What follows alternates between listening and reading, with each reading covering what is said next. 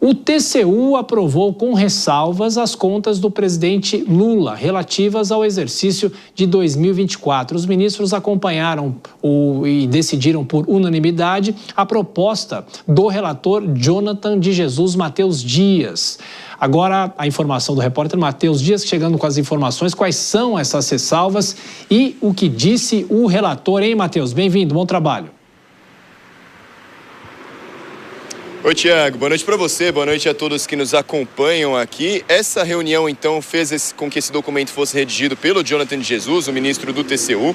Esse relatório, inclusive, que ele fez depois de analisar as contas do governo do presidente Lula em 2024. O relatório, quando foi aberto à votação, foi aprovado por todos os outros integrantes do Tribunal de Contas da União. Esse relatório, ele foi aprovado, mas com ressalvas, como você bem disse, com algumas irregularidades. Seguindo o relatório, foi uma irregularidade e algumas regulamentações ali que devem ser analisadas, segundo eles, algo que deve ser revisto ali. A irregularidade principal, que foi o que mais apontou preocupação por parte do Jonathan de Jesus e dos outros integrantes ali do TCU, foi em relação às políticas de desonerações e subsídios tributários. Segundo eles, há irregularidade no fato dessas contas sobre a lei de diretrizes orçamentárias. Segundo eles, não possuía demonstração detalhada dos cálculos e dos prejuízos que isso poderia ter no futuro. Por fato, então, esses benefícios tributários, que são descontos ou isenções em impostos, atingiram mais de 560 bilhões de reais no ano passado.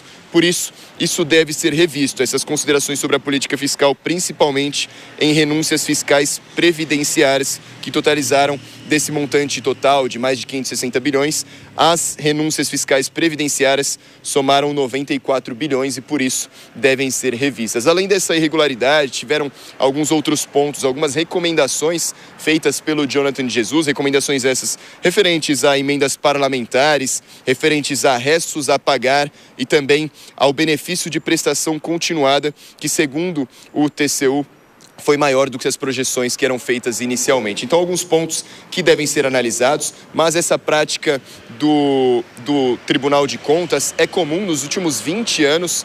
Todos os anos sempre foram feitas aprovações, mas com algumas ressalvas aos anos dos presidentes, viu, Tiago? Apenas em um dos mandados da Dilma Rousseff que não teve essa aprovação. Segundo o TCU, todas as receitas que entraram em vigor em 2024 foram acompanhadas de medidas compensatórias. Tiago. Matheus, e uma outra questão, apesar de não fazer parte do grupo, o Brasil tem sido convidado para participar de reuniões do G7. Inclusive, hoje o presidente Lula aceitou um convite para a sessão que é ampliada no próximo dia 17 no Canadá. E o presidente da Ucrânia, Volodymyr Zelensky, também pediu encontro com Lula. Qual que é a expectativa disso? Matheus. Pois é, Tiago, essa é uma expectativa muito positiva, isso porque o Brasil foi convidado para essa reunião do G7, que acontece no Canadá. Essa reunião acontece no próximo dia 17, e o Brasil, mesmo sem fazer parte do grupo do G7, que hoje é composto por Estados Unidos, Canadá, Reino Unido, França, Alemanha, Itália e Japão, o Brasil foi convidado pelo primeiro-ministro do Canadá mesmo. O presidente Lula já recebeu convites anteriores para essas reuniões, desde 2023 ele recebe esses convites e agora aceitou participar. Vários pontos serão discutidos nessa reunião, pontos como segurança energética, minerais críticos, financiamento, inovação, tecnologia e inteligência artificial.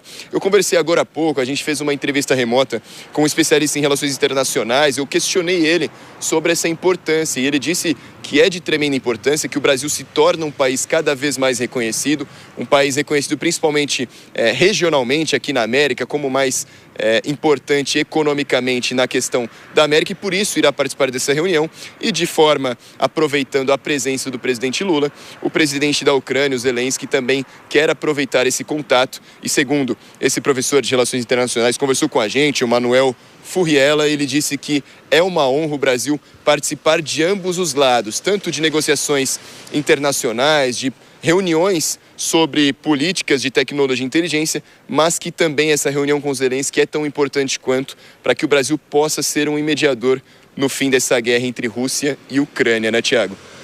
Perfeito. Matheus Dias com as últimas informações. Bom trabalho para você.